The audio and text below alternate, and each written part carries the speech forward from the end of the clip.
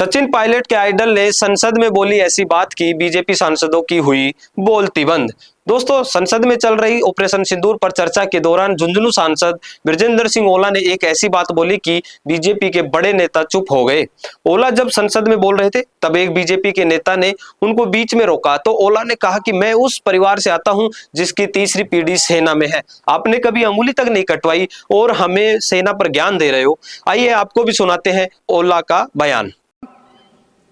आप कभी फौज में गए हैं क्या? उंगली तो कटाई नहीं और मेरे से बात कर रहे हैं।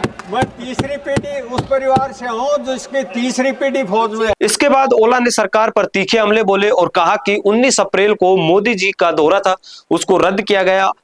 तो इस बात का इनपुट तो था कि कोई बड़ी घटना होने वाली है और सरकार की जिम्मेदारी बनती है, परंतु सरकार जिम्मेदारी नहीं ले रही। साथ ही ओला ने अनुराग ठाकुर पर भी हमला बोला और उनके झूठ का पर्दाफाश किया। ठाकुर ने कहा था कि इस घटना में कोई शहादत नहीं हुई, लेकिन झुंझुनू जिले के सुरेंद्र सिंह की शहादत हुई है। आप अपने रिकॉर्ड को ठीक कीजिए। और जब भी हम बात करते हैं इंदिरा गांधी की बहादुरी की तो बीजेपी को मिर्ची लगती है, परंतु इंदिरा गांधी वो नेता थी जो एशिया का नक्शा बदल दी थी।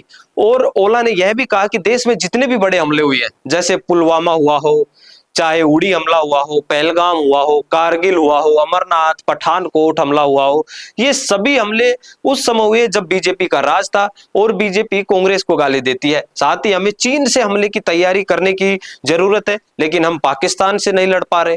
हमारी सेना को कमजोर कर दिया, बजट नहीं दे रहे सेना को, और उसके बाद भी कांग्रेस पार्टी को बदनाम करते हैं।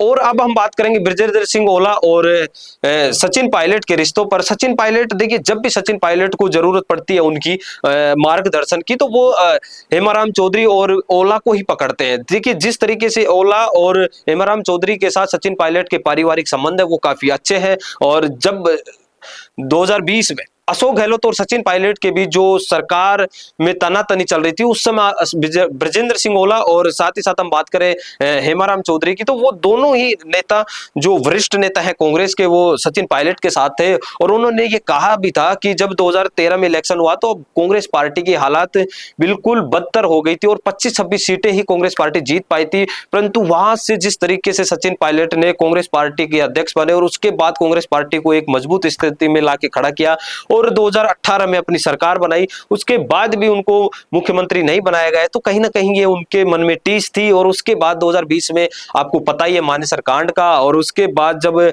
साथ देने की बात आई तो तमाम वो बड़े नेता जो सचिन पायलट से निकलकर उभरे थे, वो सचिन पायलट के जी हुजूरी करके वो राजनीति में आए थे, विधायक बने थे, वो सभी नेताओं ने अपना हाथ पीछे खींच लिया और सचिन पायलट का हाथ छोड़ दिया। परंतु उस समय इस जो घटनाक्रम थी, ये जो संकट का समय था सचिन पायलट के लिए, उसमें बृजेंद्र सिंह ओला और हम बात करें हेमाराम चौधरी, मुकेश भाकर, इंद्राज गुर्जर, रामनिवास गावड़िया, ये तमाम जो कांग्रेस के लीडर हैं, ये बृजेंद्र सिंह ओला के साथ साथ ये सभी नेता सचिन पायलट का साथ दे रहे थे। तो आप कैसे देखते हैं बृजेंद्र सिंह ओला, सचिन पायलट और हेमाराम चौधरी के इन रिश्तों को? कमेंट करके जरूर बताइएगा और देखते रहिए संवाद न्यूज, क्योंकि संवाद न्यूज पर आपकी खबरें आप तक पहुंचती हैं। धन्यवाद।